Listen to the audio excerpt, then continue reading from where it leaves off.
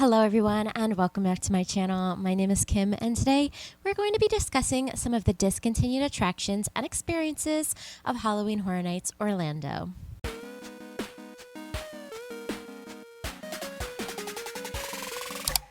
Welcome boils and ghouls, another spooky season is upon us. Okay, it's August and I'm sweating, but this year Halloween Horror Nights is starting earlier than ever and I wanted to get this video out just in time for you all to see what you're missing. Missing because, well, they got rid of everything in this video years ago. You can't experience any of them anymore. Sorry to disappoint you, but you did read the title.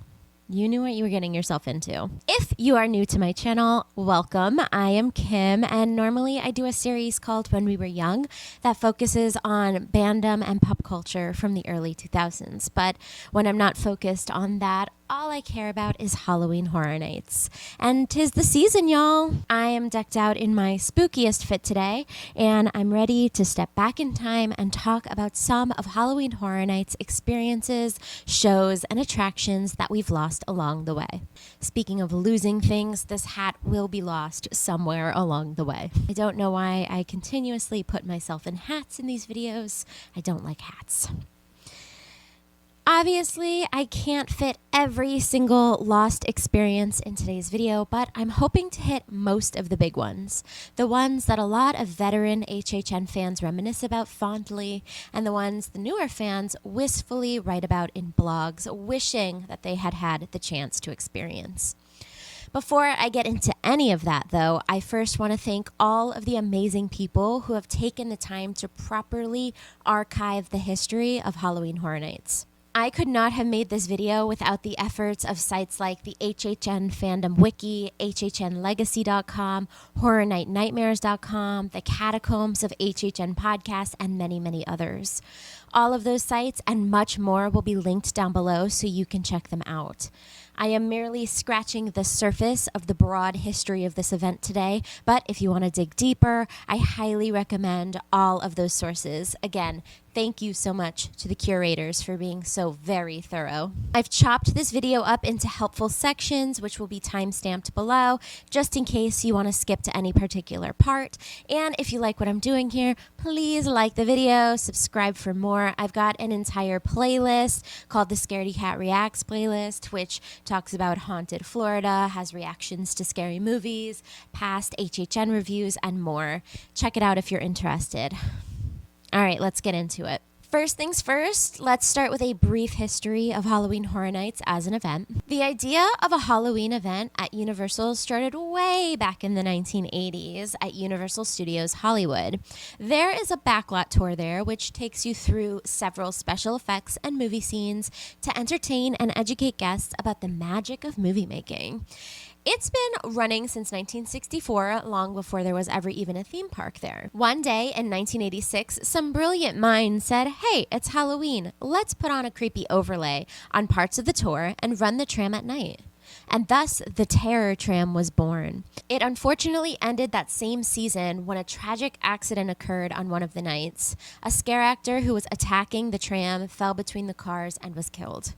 The Terror Tram wouldn't return again until 1992. Now, at the time, Southern California rivals Knott's Berry Farm had already more or less dominated the haunted Halloween space with their annual Knott's Scary Farm event. Starting in 1973, it had 13 years on the Terror Tram, so really, Universal Studios Hollywood didn't stand a chance.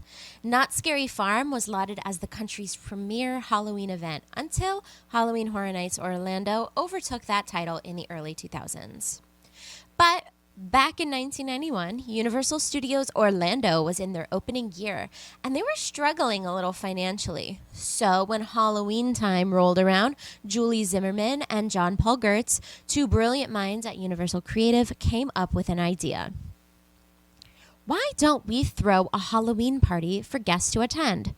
It'll be something like $13. It'll feature whatever characters we have. There'll be shows, a parade, and one single haunted attraction, the Dungeon of Terror. It'll run from 6 to midnight on October 25th, 26th, and the 31st. And it'll be a smash success. So that's what they did.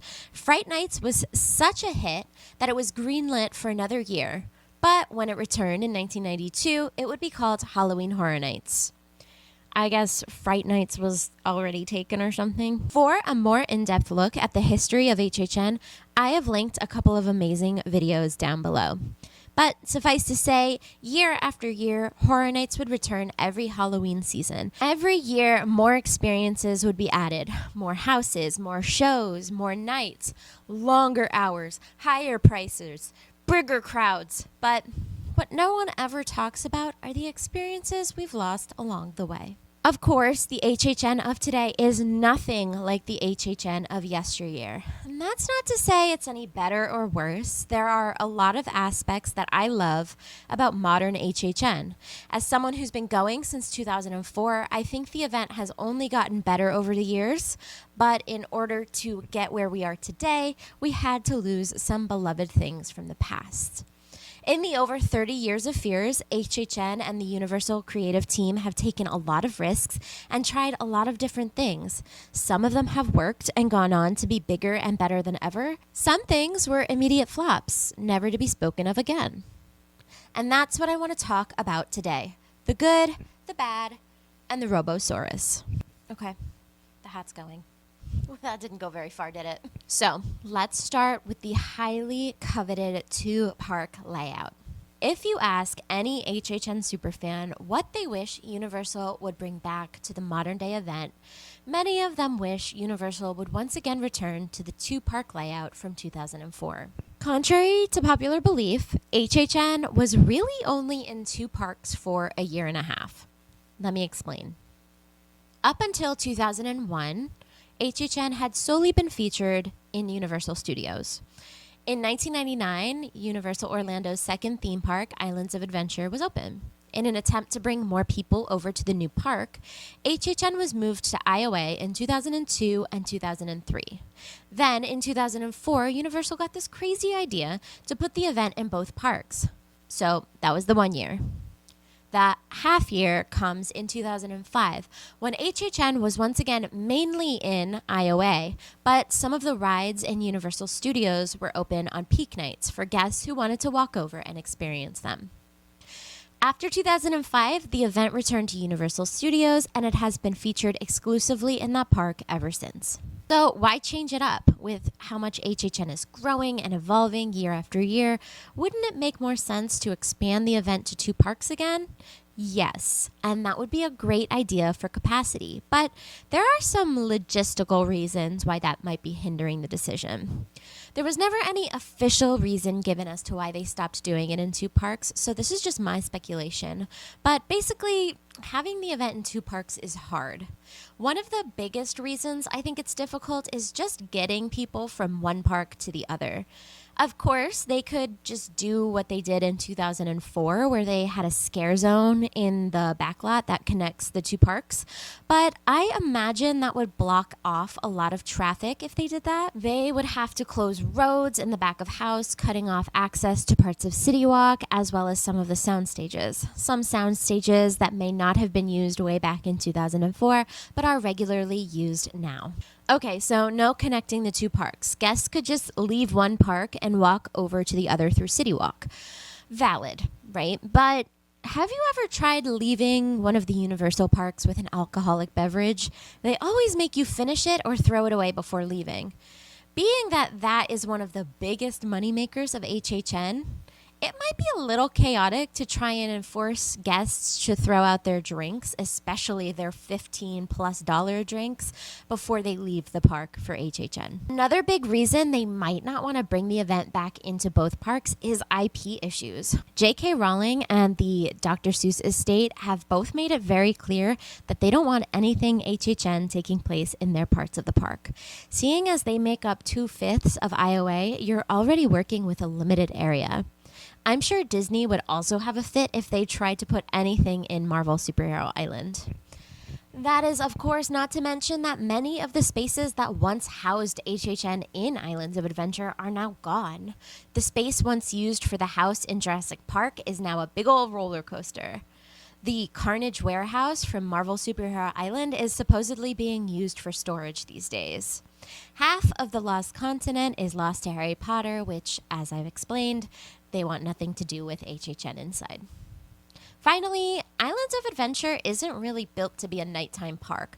The walkways are quite narrow and curvy. In the dark, with that many drunk people trying to make their way from one house to the next, it would just be a disaster.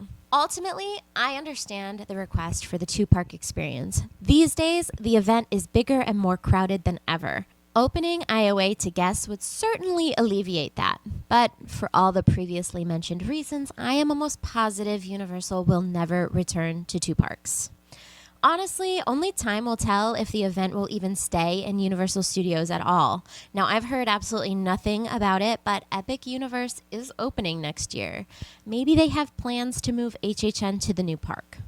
Either way, I'd categorize this discontinued attraction feature, really, unlikely to ever return. Moving on, let's talk about some of the shows that we've lost over the years. Something newer fans might not realize are just how many shows there used to be at HHN. Once upon a time, Horror Nights had more shows than houses, if you can believe it. These days, with 10 houses and 5-ish scare zones on any given night, there simply isn't enough time for more than 1 or 2 shows. Way back in 1991, when the event was still just Fright Nights, there was only 1 house and about 20 shows. Over the years, little by little, the shows changed, the house count grew, and soon the amount of houses outpaced the amount of shows. Let's start this discussion with the show on everyone's mind, Bill and Ted's Excellent Halloween Adventure. Now, I am writing and filming this video in July. Much of HHN 2024 has yet to be announced. Universal has been heavily teasing Bill and Ted this summer with the phone booth at the tribute store and some of the old actors returning for photos on Twitter. So if there are any new announcements made about Bill and Ted returning, I will go ahead and insert an edit here. Nothing? Bummer. Beginning in 1992, in the Wild Wild Wild West Stunt Show Theater, Bill and Ted, a relevant franchise at the time, stepped onto the HHN scene. It was a show that parodied pop culture moments of the current year. It included lots of singing and dancing and humor, sometimes good, sometimes offensive, and sometimes cringy as hell. Over the years, they were moved to the Toon Lagoon Amphitheater and then returned to the Fear Factor Stadium until 2017, when it was revealed that this would be their final year. Why did it end? Such a great question. It was a good show. Everyone loved it. The numbers never dwindled. So why did they get rid of it?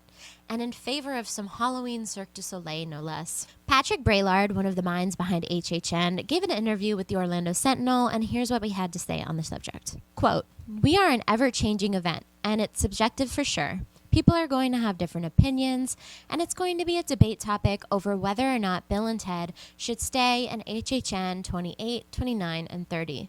But I think we're doing our guests a huge disservice if we don't constantly evolve and elevate this event and change it year in and year out. I think that's why you're seeing different pieces and parts come and go. I think it's a great opportunity for guests to experience a different and new and revitalized event." End quote. Personally, I don't think that's a great reason, nor do I necessarily think it's the real reason. For 27 years, the event grew and changed and innovated, and Bill and Ted came back newer and better each year. All of a sudden, in 2017, the event has outgrown their most popular show. I'm not buying it. That said, it was the reason we were given, and so that's what we got. Perhaps one day the dynamic duo will return to grace us with more laughs, but until then, we just have to be good to one another and keep partying on. Excellent to each other. Party on, dudes! Bill and Ted weren't the only ones we lost, though. Over the years, HHN has had many stages and many shows. One of my personal favorites was the Rocky Horror Picture Show tribute show.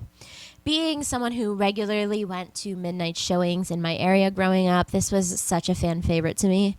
We would all shout the callbacks and sing and dance, and the shadow cast was always amazing. They held that show in the Beetlejuice Graveyard Review Stadium, which has since been demolished for the ever-forgettable Fast and Furious ride. Yay. For unknown reasons, the Rocky Horror Picture Show was canceled, but if I had to guess, it was probably some guests getting offended by some of the callback jokes. And fair enough, they can be pretty offensive, but that's kind of the point, right? Some of the older shows that we've lost over the years starred the Ghostbusters, the Bates Motel, and Beetlejuice. All of those venues that once housed these shows have long since changed to other attractions, and seeing as those properties don't all belong to Universal, you can see why they might not be fighting too hard to bring them back. Over the years, HHN featured an unexpected amount of magic and illusion shows. At one point, they even had a hypnotist. Magicians like Penny Circus and Brian Brushwood graced the Animal Actors stage, but in more recent years, the Animal Actors stage has been retired during HHN, probably for the sake of the animals who live there. This next one is not quite a show, but I don't know where else to put it. The Festival of the Dead Parade. That's right. Once upon a time, HHN featured a nightly parade. It was very similar to the Mardi Gras parade, with floats themed to the event every year, and they even threw coins and beads from the floats. Obviously, with just how busy the event has gotten, there's no way HHN could continue to have a parade. In an interview with the Catacombs of HHN podcast in 2016, Mike Aiello, creative director for the parks, said it just isn't possible to shut down the streets for the parade anymore. Now, that was almost 10 years ago. 10 years later, foot traffic is even worse. Not exactly ideal for a parade. And it's not exactly ideal for a 40-foot-tall robotic dinosaur either. That's right, I'm talking about the one and only Robosaurus, who was featured at HHN for several of the earliest years of the event. Robosaurus was a transforming dinosaur robot created by Doug Malwicki in 1989. It was modeled after a Transformers toy with the ability to transform from a 48-foot semi-trailer into a mechanical T-Rex. The arms worked to grab cars while the jaw worked to crunch them. It also had a flamethrower on its head to simulate breathing fire. Robosaurus took 2 years and $2.2 million to build, and it was very popular at motorsports events, especially monster truck shows. It became a cult classic through its 30-plus years of existence, being featured on TV shows like Steel Justice, Pawn Stars, Waking Up in Reno, and Jay Leno's Garage. And in 1991, 92, 94, and 2006, it was featured in the streets of New York City at Halloween Horror Nights. It would roll out and park in the corner pocket between modern-day Jimmy Fallon and the Tribute Store. There, guests would gather to watch him pick up a car, chomp it to bits, and blow flames of victory out of his nose. Horror Nights 16 was the last time guests were treated to a Robosaurus show, not only because it was sold at an auction in 2008, but because, let's face it, if you can't have a parade do the crowds in HHN, you're not going to be able to host a giant fire-breathing dinosaur either. These days, that area is used for 2 house entrances and a scare zone. That's a better use of the space, in my opinion. There are countless other shows that I could mention that have come and gone. The Academy of Villains, the Death Drummers, and all the live bands that performed in the earliest years, to name a few. Actually, these days, we really only get one main show for the event. There are small pop-up street performances like the Megan Horde or the Scare Zone shows, and on occasion, Universal will bring back the Lagoon show. But for the most part, it's just nightmare fuel, which is fine enough, but I do think the event would benefit from a couple more shows. Shows eat up a lot of people, which means less crowds on the streets at any given time, and potentially shorter lines in the queues. I'm not sure why they haven't bothered to invest in more shows in recent years, but I think it's definitely in the category of things they might not, but definitely should bring back. I'm going to get this out of the way right now. This next category is absolutely never coming back. Honestly, it is a miracle that it was ever something Universal did in the first place. In this next section, I'm going to talk about the ride walkthrough and queue overlays during HHN. Way back in the early days, when Universal didn't have too many haunted houses, they were known to throw characters and creepy set overlays onto their rides and queues. I know, that sounds absolutely crazy, but it was the Wild West back in the day. They could do whatever they wanted, allegedly. For example, in the year 2000 at HHN 10, Earthquake, Jaws, and Confrontation featured ride changes to fit in with the spooky theme of the event. Jaws became Bloody Waters, and according to the HHN fandom wiki, Amity Island became Amityville Island, with minimal script changes and lighting enhancements on the ride itself. Scare actors like a ghostly hook-carrying fisherman were added to the docks and boathouses as well. Seemingly dead bodies that pop up to scare guests, mysterious figures with hook hands, and a great white shark still trying to attack the boat were all featured in Bloody Waters. Even Jack the Clown was featured in the ride.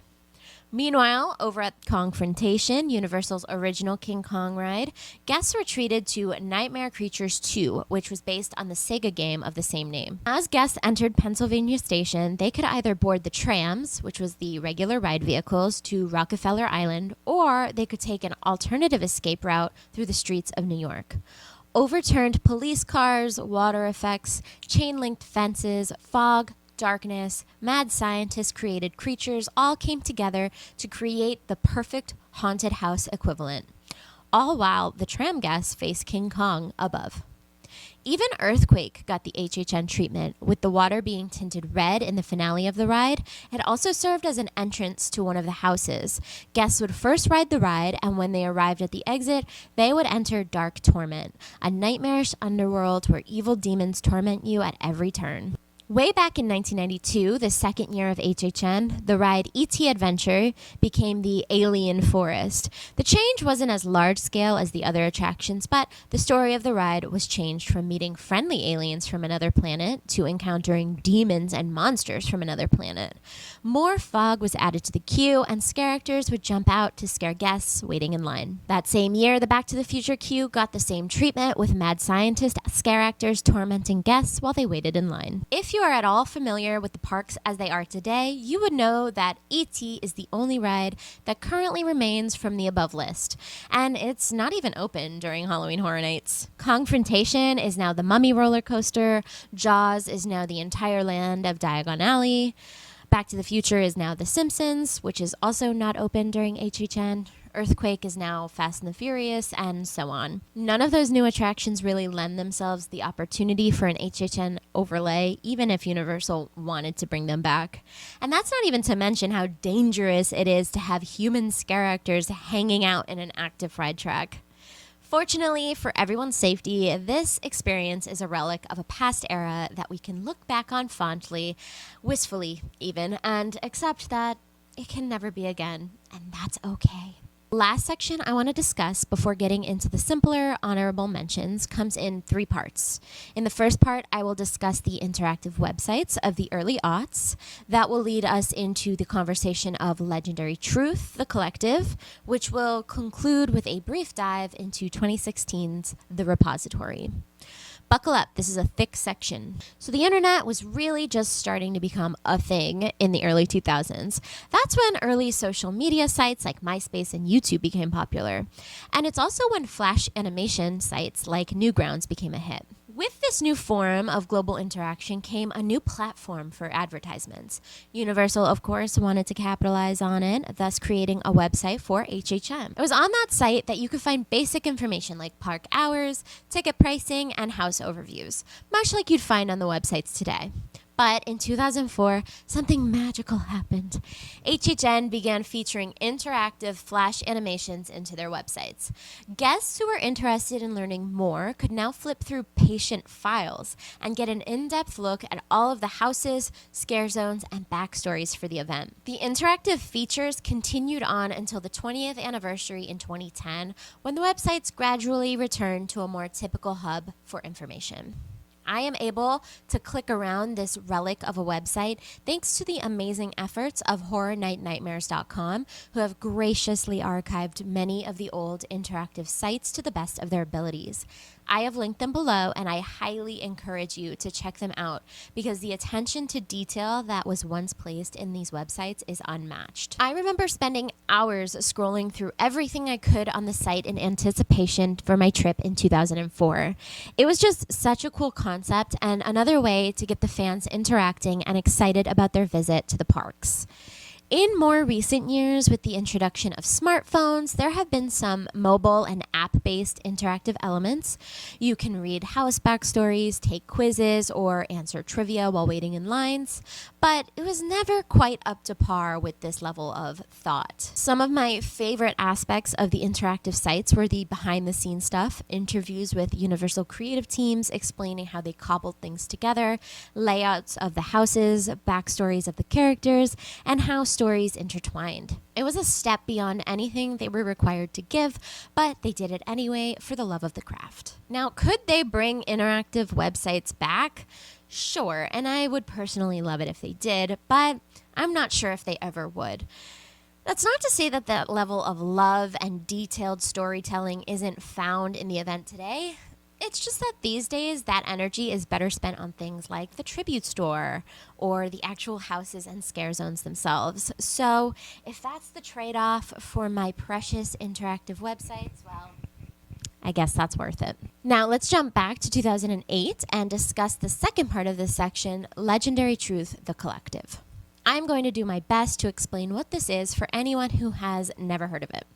Legendary Truth is a fictional, recurring paranormal research organization who have played a major role in various houses and scare zones at the event throughout the years. The story was started in 2008 by Universal Creatives TJ Manarino and Rick Spencer. Alongside Legendary Truth, you had The Collective, which, according to HHNlegacy.com, was, quote, a deeply layered game which allowed guests a more immersive Horror Nights experience. Guests could log on to the Legendary Truth website and follow as clues were discovered on a regular basis. During HHN, guests could go to the park and even search for clues in person, end quote.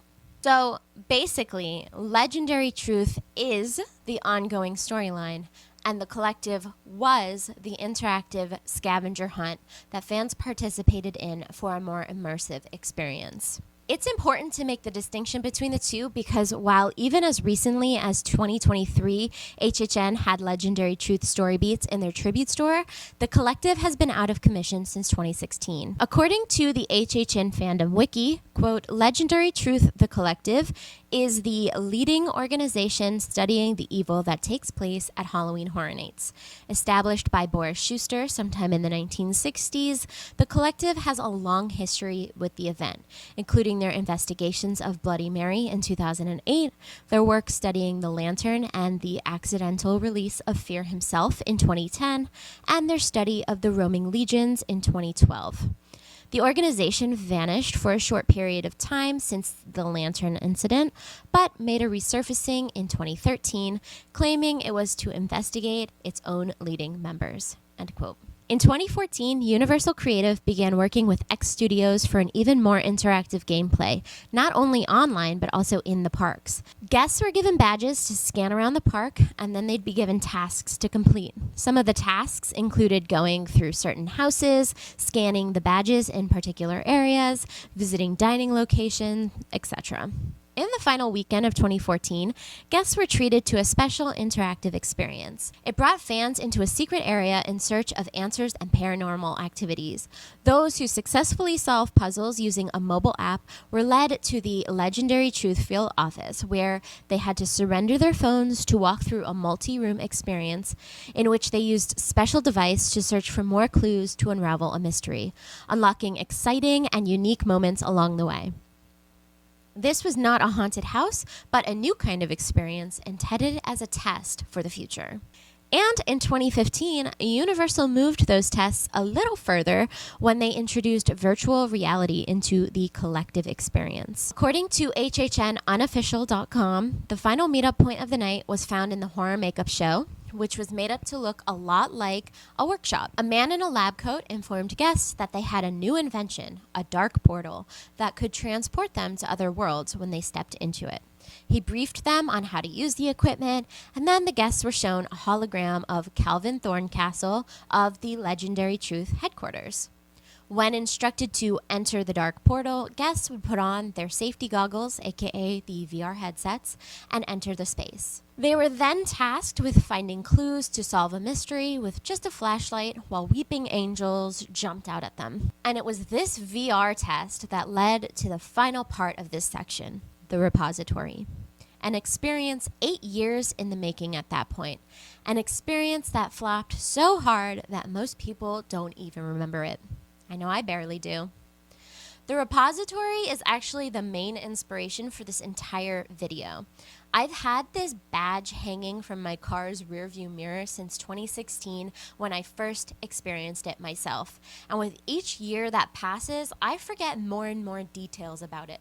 So before I lose all of my memories completely, let's talk about it. What was the repository? It was a one-of-a-kind virtual reality / interactive escape game that guests could experience for an additional fee. It cost $50 on top of your nightly ticket to Horror Nights, a steep price to pay for something that was basically free the year prior.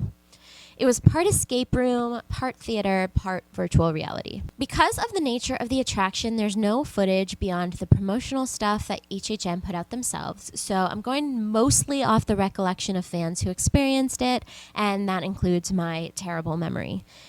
Basically, once you purchase your time slot for the experience, you would make your way outside of the park to a soundstage near the old Blue Man Group show. That is where you would check in and sign a waiver that allowed scare actors to interact with you, even physically, during your experience. Inside the lobby was a ton of evidence, case files, newspaper articles, anything to get you into the theming of the story.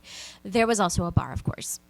It's Halloween Horror Nights. When it was your turn, you'd enter the first room in groups of 12. That is where you would experience your first character. They acted as basically a tour guide. While in character as security guards and mad scientists, they would give you the backstory and tell you what you're supposed to be looking for during the game. The host would then lead the group into the next room, where it would then be up to the guests to solve puzzles to move on to the following room. Each room was highly themed and featured amazing improv actors and even some jump scares. Finally, guests were led into the VR room, where groups of 12 were split into groups of 2, and each guest would stand back to back while their VR headsets were fitted onto their head.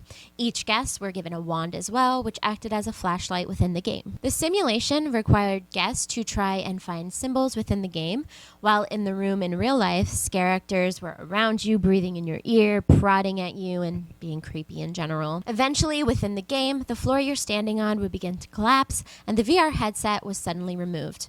Guests were then ushered into the final room to finish one last puzzle before time was up. So, was the experience good? Yes, I think it was. I remember thinking the VR graphics were kind of terrible, but otherwise, it was definitely a fun, immersive experience. Do I think it was worth the money? No, not really. But I also don't really love the idea of upcharging experiences at HHN, so I might be a little biased.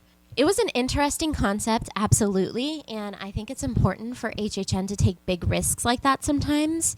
Even if they don't work out, they could always inspire something else somewhere down the line. I'm sure that the repository was the inspiration for what is the current day escape games that can be found in City Walk, for instance.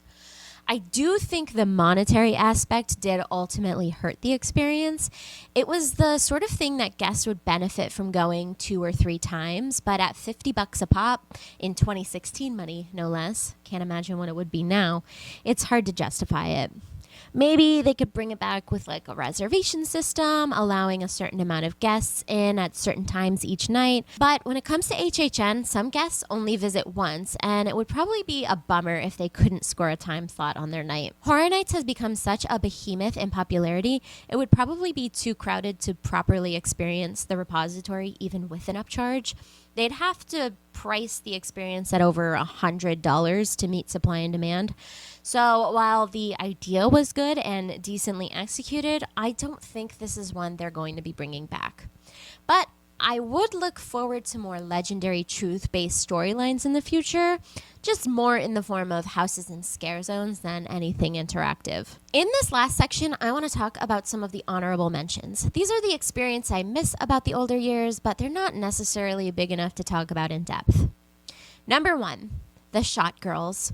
Universal used to have women walking around the queues dressed as bloody nurses, and they would sell blood bags with jello shots in them. I fully understand why scantily clad women cannot be walking around in the dark anymore. Unfortunately, people cannot be trusted to behave themselves, but I do miss them. I also think that you could just sell those blood bag jello shots on their own. You don't need scantily clad women. I will still buy them. Number 2. Dance parties. Now, I don't know where they would put them these days, as space is kind of limited, especially on the busier nights. But there used to be little sections of the park where people could just go and dance for a bit. I think they even turned Monsters Cafe into a nightclub at one point. It's a bit out of character for the event, but I think having a place to blow off energy between long lines could be fun. Bring those back. Make it work. Number 3, interactive houses. Now, the Chucky house back in 2023 did have one button that blew fog out of a chimney. But compared to some of the houses in the past, it feels like a lost art. Killer Clowns from Outer Space in 2019 had a button that would spray water at guests. Penn and Teller's Nuked Vegas had a similar effect. I think the Giggles and Gore house from 2014 was probably the most interactive house HHN ever had, with buttons and triggers in multiple rooms. I think it really adds an extra layer of immersion into the event, and HHN should definitely bring that back. Number 4, physical park maps. I cannot believe I have to say this, but bring them back. This is the first year without maps, and I already miss them. It's a free event souvenir. Not everybody wants to be on their phone for the entire event. Bring paper maps back, Universal. Bring them back. Number 5, queue videos. This probably could have been a section of its own, but this video is already exceeding everyone's attention span, including mine. I'm not talking about the commercials for the IP houses that they play in the queue sometimes. I'm talking HR Blood and Guts Holidays of Horror. I'm talking Run, Blood, Sweat, and Fears. The extra layer of house detail that you get in these videos is invaluable for the original content houses, and the added entertainment value while guests wait in line is very, very priceless. I know you still have amazing entertainment team, UO. This is possible. Let's get to it. And finally, number 6, the Rat Lady. One of the longest running characters at HHN was a woman in a glass box and a bunch of rats who would climb all over her. Originally, she was placed in the floor of the Dungeon of Terror, the first house at Horror Nights 91. By the following year, she was moved out of the floor but remained in houses and in scare zones throughout the event almost every year until her last in 2015. Where has she been? How are her rats? I know it's probably not a great environment for the rats to be in, but I miss them. Tell them I say hi. And that's about it. I mean, this list is definitely not exhaustive. I've probably missed some shows, some experiences, some little details that the bigger HHN fans among us are shouting at their screens right now. I just hope that you all have the decency to let me know what they are in the comments below. I like to learn too, you know. And if you're not an HHN savant, let me know what your favorite year of the event was instead. Who is your favorite icon? What year do you regret missing the most? Let me know in the comments below. Please like and share this video if you feel so inclined to do so. I really appreciate it. This is the time of year when my Halloween content ramps up, so subscribe if you want to see more. I haven't been to HHN 2024 yet because it hasn't started, but I'll be posting a full review not only on this channel in early October, but probably weekly on my TikTok, so feel free to follow me there. I'm at ShoddyContent. Until then, thank you all so much for watching, and I'll see you in the fog. Bye.